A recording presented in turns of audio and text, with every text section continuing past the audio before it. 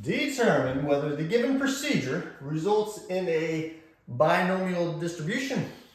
A binomial distribution is an example of a discrete probability distribution. Here's the procedure. Roll in a six-sided die 10 times, keeping track of the twos rolled. So I'm rolling a die. I'm determining if it's a 2 or not.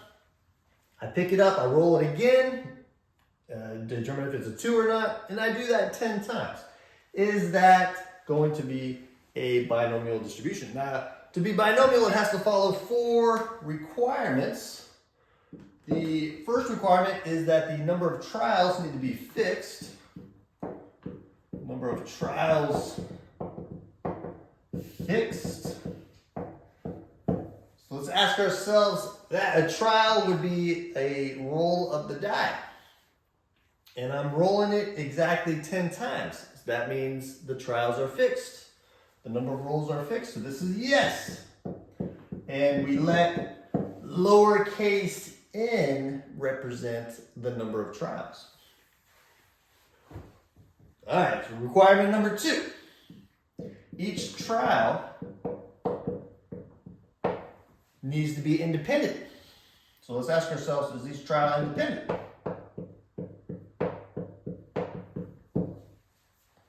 All right, so I'm rolling this die 10 times. Does the roll depend on what I rolled previously? No. Every time I roll it, it doesn't depend on what I rolled previously. So is each trial independent? Each roll independent would be yes. That's the second requirement. The third requirement, each trial needs to be either a success or a failure.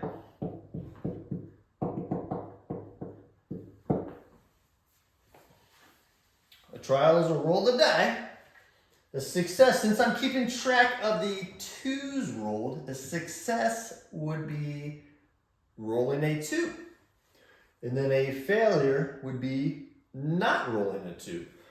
So this would also be yes. So this is yes. A success is getting a 2. And a failure would be not a 2.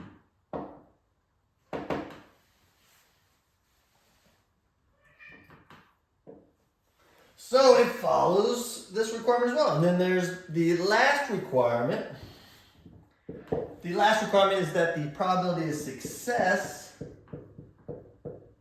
needs to be the same for each trial.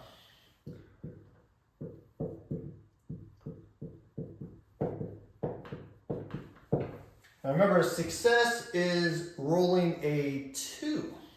So when I roll a die, the probability of getting a 2, when it's a 6-sided die, would be 1 over 6.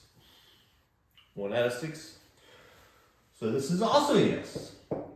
The probability of success for binomial distributions is represented by lowercase p. So the probability of success of getting a 2 on a single roll of the die would be 1 over 6. So, look at that. I answered yes to all 4 requirements. That means that this is a binomial distribution. It's binomial. There you go.